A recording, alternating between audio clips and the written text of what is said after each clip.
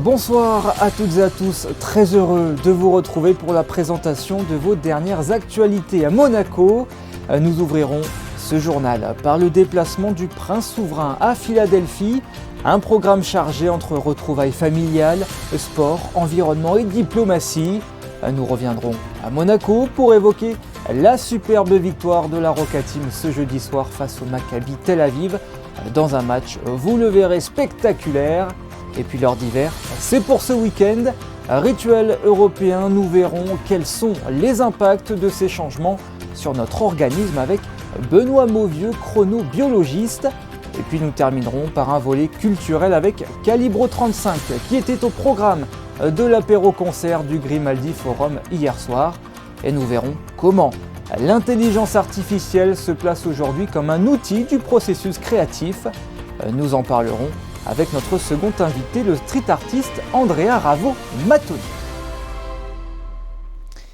Je vous le disais en titre, le prince souverain est en déplacement cette semaine sur la côte est des États-Unis, à Philadelphie plus précisément. Une première partie de ce déplacement était consacrée à une visite privée au sein de sa famille maternelle. C'est véritablement ce jeudi que le volet officiel a débuté. Notre correspondante sur place, Alexandra Pani, vous résume cette première journée chargée sur des images d'Antoine Ecaille. Philadelphie est une ville chère au prince Albert II, la ville de l'amour fraternel comme signifie son nom, et bien celle de l'amour maternel pour le souverain. C'est ici qu'est née la princesse Grace en 1929 et où une majeure partie de la famille Kelly réside encore aujourd'hui. C'est donc avec plaisir et une certaine émotion qu'il se rend toujours ici. Je me suis jamais senti étranger ici parce que la première fois que je suis venu, j'avais à peine 3 ans et donc la famille de ma mère nous a toujours accueillis de façon merveilleuse et de façon très chaleureuse et très, très aimante. Et donc pour moi, chaque séjour ici à Philadelphie est une joie et ça me fait toujours énormément plaisir de revoir tous les cousins, tous les membres de la famille, et aussi de découvrir certains aspects de la ville que je ne connaissais pas ou que je n'avais pas encore vus. Une découverte de la ville qui a débuté dans les quartiers situés au nord de Philly pour une opération à vocation environnementale. Si le souverain a fait le déplacement sur la côte est des États-Unis, c'est avant tout dans le cadre de sa fondation et a donc pris part à un nouveau programme environnemental mené par la ville.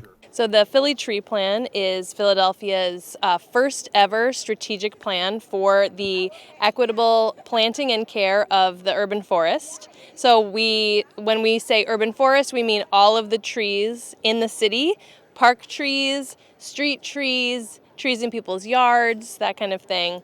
And it is not spread around the city in an equal way. Some neighborhoods have more and some have fewer trees. And so we are trying to make sure that neighborhoods that are hot, have poor air quality, that have need of the benefits of trees, get them. And so our goal is that over 30 years, we will grow 30% tree canopy across the city.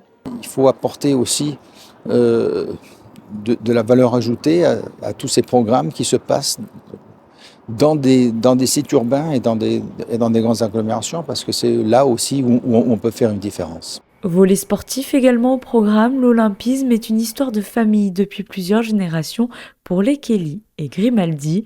Alors que le prince Albert II a pris part à 5 compétitions olympiques, son grand-père maternel était déjà un modèle en son temps, en remportant 2 médailles d'or aux Jeux olympiques de 1920 à Anvers, puis une à ceux de Paris en 1924. Sa discipline, l'aviron, le Vesper Boat House est un lieu emblématique de la famille Kelly. At Vesper Boat Club is our family's where our family has rowed for most of the 3 generations, Albert is celebrating our grandfather's 100th anniversary of his victory in Paris in 1924 next summer at the 2024 Olympic Games, and he's putting together an exhibit to celebrate that anniversary. There's an event here in Philadelphia called the Philadelphia Cup, where we invite the best rowers from around the world to compete each fall together for the Philadelphia Cup. So it's really nice. And so we're inviting the rowers who are competing for the Gold Cup, most of whom will be in the finals at the Olympic Games next year. En octobre est traditionnellement organisée par l'ambassadrice de Monaco aux États-Unis la réunion annuelle consulaire. Elle s'est donc tenue cette fois-ci à Philadelphie et non à Washington DC, ce qui a permis au prince souverain de s'entretenir avec les consuls de la principauté sur le continent nord-américain et de saluer le nouveau consul monégasque à Boston dans le Massachusetts. La journée s'est conclue à l'emblématique musée d'art de Philadelphie, le plus grand musée de la ville bien connu pour ses collections très variées, mais aussi ses célèbres marches mises en scène dans le film Rocky. L'événement s'est tenu en présence du maire de la ville et de nombreuses personnalités pour honorer notamment la fondation du prince Albert II. Retour à Monaco avec du basket. En Euroleague, les retrouvailles entre Monaco et le Maccabi Tel Aviv se sont très bien passées. La Roca Team a livré un récital pour s'imposer largement 107-79 hier soir à Gaston-Médecin. Il s'agit de la 3e victoire consécutive de la Roca Team sur la scène européenne. Retour sur la rencontre avec Frédéric Elion et Hugo Comaza. Dans le sport de haut niveau, tout va très vite. Méconnaissable il y a 2 semaines, face à Bologne avec une défaite historique de 24 points, la Roca Team a rendu une copie quasi parfaite jeudi soir à Gaston-Médecin en corrigeant le Maccabi Tel Aviv. Un succès de 28 points, 107-79, le plus large de l'histoire pour Monaco en Euroleague. Les Monégasques ont offert à leur public un récital offensif, 12 sur 22 à 3 points, 107 points inscrits, record égalé avec le match à Kaunas en décembre 2021. Des actions de grande classe comme ce poster dunk de Jaron Blossom Game sur la truffe de Sorkin. 5 joueurs terminent le match à 10 points ou plus avec une base arrière inarrêtable. 51 points pour le trio Walker-James-Okobo. À la mi-temps, la Roca Team compte 14 points d'avance et va s'envoler dans le 3e quart-temps. Un 15-2 en 3 minutes 30 dans le sillage d'un Mike James toujours aussi performant. Des tirs de très haut niveau, des passes laser. Le numéro 55 est partout et est devenu hier soir le 4e joueur de l'histoire à franchir la barre des 4000 points en Euroleague. John Brown, 11 points 8 rebonds, Alpha Diallo, 18 unités et Eli Okobo, 17, participent pleinement à cette victoire historique. 107-79, grosse démonstration collective de Monaco qui enchaîne un 3e succès d'affilée en Euroleague. On a fait un bon travail collectif, on a joué dur, on leur a pas laissé d'opportunité de jouer de jeu rapide vraiment en début de match. Et même quand ils ont fait leur run, on est resté concentrés. Et nous derrière, je trouve qu'on a bien bougé la balle, on a été efficace dans le tir et voilà, du bon boulot dans l'ensemble. Happy with this win, happy the way we did it. We it was a great, team contribution. I believe, we can, build up, something on this kind of game. Still, there are some things, which are not acceptable, like, too many offensive rebounds from the opponent, for EuroLeague, level, this is too much. Et la Roca Team retrouvera son public à Gaston-Médecin dès samedi avec un match de championnat contre Gravelines où Jordan Lloyd devrait faire son retour. Et le coup d'envoi de Monaco-Gravelines-Dunkerque sera donné à 16h et on peut le dire, après un mauvais départ, la Roca Team a remis les pendules à l'heure en Euroleague. Et en parlant de pendules, ce week-end, il faudra passer à l'heure d'hiver. Et oui, dans la nuit de samedi à dimanche, il faudra reculer votre horloge de 60 minutes. C'est un rituel bien connu, mis en place depuis 1976 dans le but de faire des économies d'énergie. Mais alors, pourquoi pouvons-nous avoir du mal à s'adapter aux nouveaux horaires? C'est ce que nous allons voir avec notre invité, le chronobiologiste Benoît Mauvieux. Bonsoir. Bonsoir. Parlez-nous déjà de la chronobiologie. Qu'étudiez-vous précisément? Alors la chronobiologie est une discipline scientifique qui étudie en fait la rythmicité de toutes nos activités.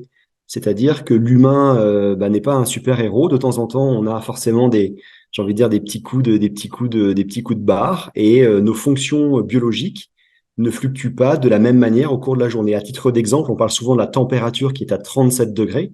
Notre température n'est pas tout le temps à 37 degrés. La nuit, quand on dort, elle est plutôt aux alentours de 36, voire même un petit peu moins. Et puis l'après-midi, elle va monter presque à 38 degrés. Donc en fait, on étudie les fluctuations de nos fonctions biologiques au cours du temps. Le passage à l'heure d'hiver, donc, a-t-il un réel impact sur nos organismes? Alors j'ai envie de dire non, malheureusement, ça va peut-être vous décevoir. C'est un faux problème. Le passage à l'heure d'hiver n'est pas si compliqué que ça, beaucoup moins en tous les cas que le passage à l'heure d'été. Peut-on se sentir plus fatigué ou avoir du mal à se caler sur ce nouveau rythme malgré tout? Alors pas vraiment. En fait, l'avantage, enfin j'ai envie de dire, revenir au rythme à l'heure d'hiver, c'est plutôt assez naturel puisque on va se retrouver sur une organisation horaire qui correspond beaucoup plus au cycle du soleil, hein. L'été, on a 2 heures de décalage par rapport au soleil. Nous, en France, l'hiver, on se retrouve avec 1 heure de décalage par rapport au soleil. Et justement, c'est bien l'alternance de la lumière et l'obscurité, c'est bien la lumière du soleil qui va justement stimuler notre horloge biologique. C'est-à-dire que par notre œil, on va capter cette intensité lumineuse. Et cette intensité lumineuse va en fait mettre à l'heure notre horloge biologique. Donc finalement, passer à l'heure d'hiver, c'est suivre un peu naturellement le rythme de notre horloge biologique. Donc ça se fait plutôt pas mal. Dimanche matin, on aura la chance de pouvoir rester 1 heure de plus au lit. Alors souvent, les gens disent on va dormir 1 heure de plus. Non, on ne dort pas vraiment 1 heure de plus, puisque dimanche soir, on va aussi se coucher 1 heure plus tard. Et finalement, voilà. Donc on a juste ce petit bonus dimanche matin de rester un petit peu plus au lit. Mais pourquoi les gens ne se sentent plus fatigués? Je pense qu'en fait, cette histoire d'heures d'été, d'heures d'hiver, c'est un faux problème. Je pense que de manière générale, si vous m'aviez posé la question il y a encore 3 semaines, les gens pourraient potentiellement se sentir fatigués, mais ça n'a rien à voir avec l'heure d'hiver et l'heure d'été. Je crois que tout simplement, aujourd'hui, on a une grosse problématique sociétale, c'est qu'en fait, on respecte plus vraiment notre sommeil, indépendamment de ce passage d'heure d'hiver et d'heure d'été, et on fait, on va dire, on utilise plutôt le sommeil comme une variable d'ajustement pour essayer d'allonger nos journées. C'est-à-dire on est aujourd'hui ultra connectés, on a plein de choses à faire et justement, on utilise un peu le sommeil comme une variable d'ajustement pour allonger nos journées. Les Français dorment-ils bien de manière générale? Non, les études épidémiologiques montrent que en général, 3 Français sur 4 se plaignent de troubles du sommeil. Je crois que c'est 27% des salariés dorment moins de 6 heures. Donc aujourd'hui, on a une véritable problématique autour du sommeil. Pensez-vous que nos organismes arriveront à s'adapter à toutes les stimulations externes qui sont entrées non seulement dans notre quotidien, mais surtout dans les habitudes et presque finalement dans notre culture? Est-ce que les prochaines générations, les nouvelles générations arriveront à plus s'adapter que nous, par exemple? Moi, je pense pas. Je pense pas parce qu'aujourd'hui, on voit justement ces injonctions, je vous dis, presque ce devoir de répondre en heure et en temps, de suivre l'activité.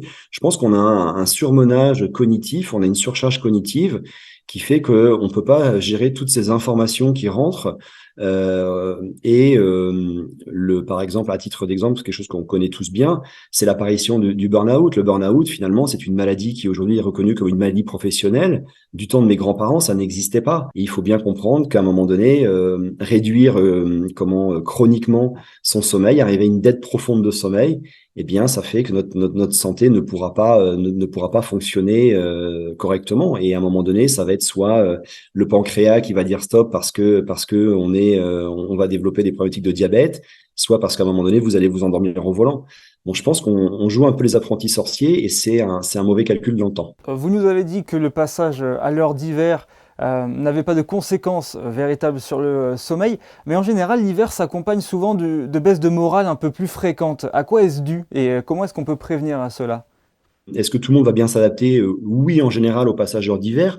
On a par contre, quelques particularités. Les gens qui seraient, par exemple, extrêmement du matin, les gens qui sont vraiment naturellement réveillés plutôt vers 4h30, 5h du matin et qui ont tendance à se coucher plutôt tôt dans la soirée, eh bien, eux peuvent être un petit peu plus en difficulté. Mais en général, au bout de quelques jours, on va pouvoir s'adapter sur ce nouvel horaire. Et enfin, le passage à l'heure d'hiver entraîne surtout quelque chose qui arrive, c'est l'arrivée de la nuit un peu plus précocement dans la fin d'après-midi, début de soirée, surtout quand la météo n'est pas très bonne. Et donc finalement, l'humain est aussi très sensible à la longueur de la photopériode. Donc l'exposition lumineuse qui est réduite, eh bien impacte aussi justement le fonctionnement de toute notre physiologie. Alors que justement, ce qui se passe, c'est souvent la baisse d'intensité lumineuse en début de soirée, avec justement cette problématique d'allonger nos journées de travail. On va se réexposer devant des lumières artificielles, des lumières LED, souvent des lumières des écrans d'ordinateur, écrans de téléphone. Et la spécificité de ces écrans-là, c'est qu'elles génèrent une lumière, on appelle ça la lumière bleue, qui impacte négativement nos horloges biologiques. Ça va justement créer une sorte d'allongement naturel de la journée.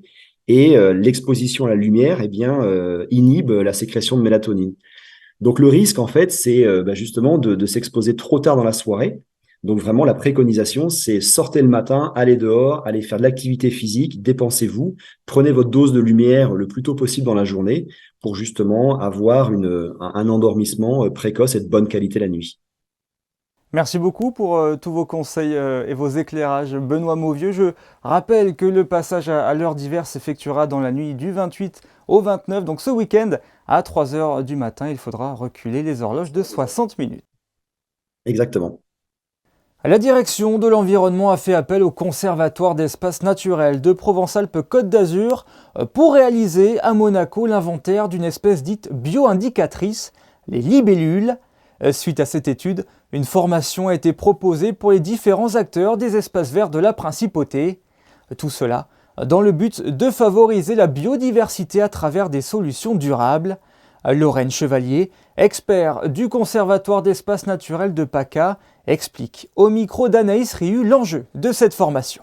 Aujourd'hui, justement, on va présenter les résultats de cet inventaire, donc montrer quelles sont les espèces qu'on a trouvées, inviter aussi justement les services techniques à nous aider à continuer à prendre des photos et répertorier la biodiversité qui les entoure, notamment les odonates, pour nous aider à enrichir le nombre d'espèces qu'on peut répertorier sur la commune, sur la Principauté, et en même temps de profiter pour discuter un petit peu de la prise en compte de la biodiversité dans la gestion des espaces verts pour favoriser justement la biodiversité au sens général et particulièrement les odonates et les autres insectes ou animaux qui sont liés aux zones humides et points d'eau artificiels. Passons à présent à notre chapitre culture, en commençant par les Thursday des Live Sessions. Un jeudi par mois, le Grimaldi Forum propose des apéros-concerts de musique live gratuits et ouverts à tous. Ce mois-ci, le groupe de funk cinématographique Calibro 35 a été convié pour la première fois en Principauté. Découvrez le portrait du groupe italien réalisé par Anaïs Riu et Alban Gingembre.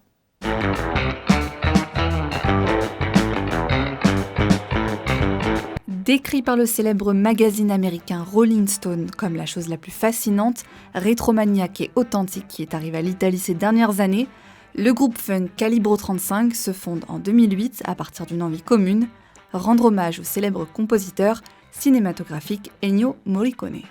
Ennio Morricone is likely to be the most important Italian musicians of this century and the century before. So when I went back to Italy, I was like, okay, but Morricone has an entire side of his catalog that is unknown, like lesser known stuff. And I invited all the musicians at my studio to go like, let's have fun for a week. Let's try to make this. Let's try to play these all these songs that were originally thought for an orchestra. Let's try to make it as a band, as a full-piece band. We enjoyed that, and a friend of us asked us to do a concert of that. And we were like, yes, I guess we can do a concert of this as well. So we drove to Luxembourg, because he had a club in Luxembourg, and it all started from there, actually. Au-delà de l'hommage aux géants de la musique italienne, les 4 artistes indépendants et encore émergents à l'époque souhaitent revisiter les classiques d'Italie avec une touche d'originalité apportée par chacun d'entre eux. One of the peculiar thing about Calibro is that it kind of started as a concept band. Like we really wanted to know and understand what was the secret, so to say, of Italian soundtracks of the 60s and the 70s. Why were they so good? We started playing other people's material and then developing our own stuff. But then the fact that we all are belonging and coming from different musical background actually makes our palette much broader. You know, like every one of us can bring different things to the table. 15 années plus tard, ils se produisent pour la première fois en Principauté avec une palette de sons tirés de leurs 8 albums. Et après une quarantaine de dates en Europe cette année, Calibro 35 enchaîne avec Tarente, Londres et Paris.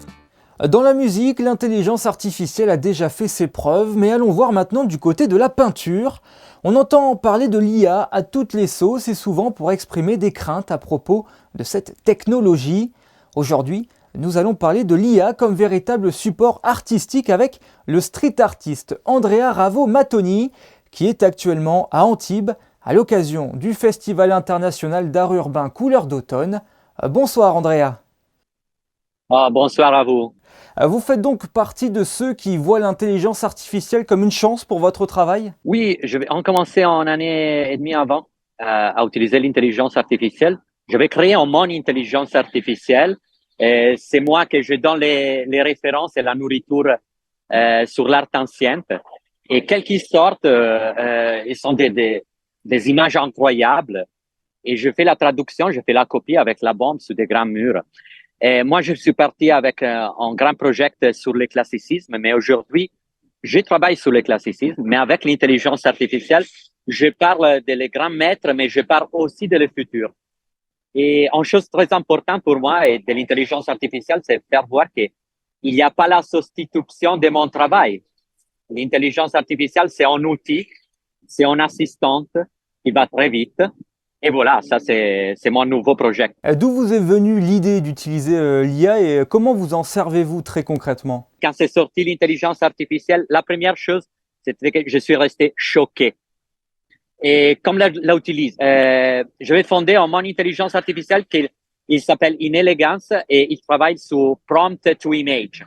J'ai écrit un texte et il sort en image. Mais c'est pas comme ça simple parce que après je donne des modèles qui ont été construits par moi sur les anciens maîtres. Par exemple, Caravage, Velázquez. Et après, je le mélange, je donne les percentuels et ils sortent des images qui sont vraiment choquantes et incroyables. Certaines personnes pointent du doigt l'intelligence artificielle en la définissant comme la fin du processus créatif. Qu'en pensez-vous? Alors, moi, je suis très positif sur cette question parce que je pense que toutes les choses qui sont validées dans le futur, faites à la main, et il peut avoir une valeur énorme. Par exemple, le théâtre, par exemple, la musique fait en live, la peinture fait à la main. Parce que aujourd'hui, on a beaucoup des outils qui peuvent faire la substitution de beaucoup de travail, comme la musique, comme les acteurs, par exemple. C'est une question aujourd'hui de Hollywood, cette question. C'est très important. Mais je pense que dans le futur, et les humains, ils ont besoin de les contacts des autres humains. On ne peut pas avoir une complète substitution. Alors, je pense à un nouveau humanisme. Je fais un exemple très simple. C'est, on va acheter un t-shirt avec la broderie faite à la main ou la broderie faite avec un appareil électronique. C'est plus cher fait à la main. Mais il y a beaucoup des années. Parce qu'on a besoin de petites erreurs, de comprendre que derrière, il y a de temps que les humains il a donné pour faire ce travail. Ça, c'est mon inspiration et ça, c'est la manière pour avoir une mentalité positive sur cette question. Est-ce qu'on peut définir l'intelligence artificielle comme une révolution artistique? Pour moi, c'est pas seulement une révolution artistique, c'est une révolution que je pense que c'est plus grande de la révolution de Gutenberg ou plus grande de la révolution de Daguerreau, quand c'est sorti la photographie, non? Et plus grand de le frère Lumière quand c'est sorti le cinéma, l'art de la cinématographie. C'est encore plus grand parce que c'est pas seulement pour l'art. C'est le médecin, c'est l'économie, c'est les vidéos, c'est beaucoup de questions qui sont touchées dans cette grande révolution. Vous utilisez, vous, l'intelligence artificielle pour du street art, accessible et ouvert à tous. Mais pensez-vous que l'IA arrivera dans nos musées? Je pense qu'il y a déjà beaucoup d'artistes qui travaillent sur l'intelligence artificielle. Et moi, je vais en programme, en grande exposition muséale avec la question de l'intelligence artificielle. Oui, c'est très proche. Et je pense que les artistes d'art contemporain, ils se posent la question de comment utiliser cet outil parce que c'est une chose révolutionnaire. Et je pense que le futur de l'art, c'est lié à ça. Pas seulement, mais lié aussi à l'intelligence artificielle. Dernière question, Andrea. Vous étiez venu à Monaco, je crois, en 2021 à l'occasion du festival UPAO, aujourd'hui renommé UPaint. Je crois savoir que vous reviendrez bientôt à Monaco, c'est cela? Je ne sais pas, on a des projets mais je sais pas quand, c'est pas encore des projets validés. Et oui, je suis déjà venu à Monaco pour les IPAO. C'était un festival incroyable.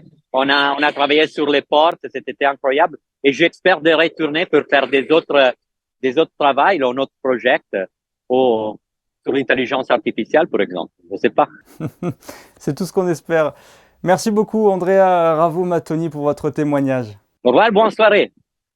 En bref, à présent, hier soir, à la Princess Grace Irish Library, Margarita Kapok, docteur en histoire des arts et nouvelle universitaire en résidence du Ireland Fonds, proposait une conférence au sujet du peintre britannique Francis Bacon, qui a vécu à Monaco dans les années 40. Durant sa résidence et en partenariat avec la Francis Bacon MB Art Foundation, le docteur Kapok étudiera les liens complexes entre Bacon et son pays de naissance, l'Irlande, et sur l'importance du temps qu'il y a passé au cours de ses années de formation artistique. Tout autre chose, Halloween approche à grands pas, et les enfants de la principauté ont eu droit à une répétition ces derniers jours au musée d'anthropologie, organisé par la direction des affaires culturelles. Ces ateliers ont pu permettre aux mini-monstres de faire une chasse aux bonbons, un terrifiant jeu de piste et participer à de terribles fouilles archéologiques. Ceux qui font Monaco, c'est votre chronique présentée par Chrisinda Tomel qui vous emmène aux quatre coins de la principauté à la rencontre de ceux que vous croisez au quotidien. Et aujourd'hui, Chrisinda vous emmène manger un petit morceau. Oui, il porte un nom bien monégasque. Ce petit bar à snack vous propose des suggestions gourmandes et authentiques aux saveurs régionales. Voici l'histoire de Upichin Toku. L'histoire de mon snack, ça a commencé en 2011. Le magasin existait déjà et j'ai juste repris la succession. Et on a continué avec nos produits, notre façon de faire. C'est Upichin Toku. Ça veut dire le petit morceau, le petit casse-croûte. Voilà, moi, c'est dire le petit morceau. Et les monégasques à l'époque, même encore maintenant, ils disent on va manger un Upichin Toku, on va manger le casse-croûte du matin. Essentiellement, on fait la pissaladière, les barbadjans, la tourte de blette. Voilà, pour citer les trois principaux. Et après, on fait des salades niçoises, des salades avec l'avocat, des sandwichs, des clubs jambon fromage, poulet fromage, des clubs poulet bacon, qui a beaucoup de succès. Je pense justement le fait de tout faire nous-mêmes, de travailler avec des produits frais, de tout transformer nous-mêmes, de tout monter nous-mêmes, de A à Z, ça joue beaucoup sur la qualité. Et après, on essaie de faire des prix attractifs pour que ce soit accessible à tout le monde, un maximum de public, de personnes. Et voilà. Le produit phare, c'est le pambagna, voilà, qui marche énormément. Et pareil, on fait tous les jours tous les légumes frais qu'on reçoit tous les matins, coupés au moment. Et voilà, ça fait des bons pambagnas avec le pain frais aussi du boulanger. Vous savez combien à peu près vous faites de sandwichs par jour, de salades? De salade, on doit en faire 60-70 et des sandwichs 100, 120. Ça dépend des périodes. Période aussi l'hiver, période de Grand Prix, période de yacht show aussi, on a très bien travaillé. Donc ça dépend, entre 100 et 200, ça varie. Vous l'aurez compris, venez donc pour le pambagna, la pissaladière ou encore la tourte aux blettes. Upichin Toku est ouvert du lundi au vendredi de 6h30 à 15h. Un coup d'œil à présent sur vos prévisions météo avec Frédéric Elion. Quelle est la tendance pour le début du week-end, Frédéric ? Il fera beau, Yannick. Belle journée ensoleillée samedi avec un ciel bien clair. Quelques nuages l'après-midi, mais ils seront vite balayés par le vent qui soufflera fort avec des rafales pouvant atteindre les 55 km/h. Les températures seront comprises entre 13 et 21 degrés. Samedi 28 octobre, nous fêterons les Simons et les Judes. Et c'est également la journée mondiale du judo, le jour de la Saint-Jude donc, mais aucun rapport, puisque la date du 28 octobre choisie pour célébrer l'art martial a été désignée en fonction du jour de naissance de Jigoro Kano, le fondateur du judo. Sacrée coïncidence donc, et c'est ainsi que ce journal touche à sa fin. Merci à vous d'être fidèles à Monaco Info, j'aurai le plaisir de vous retrouver demain. Je vous laisse avec les photos de Frédéric Nébinger qui vous replonge dans une salle Gaston Médecin en fête hier soir. Bonne soirée à vous et à demain.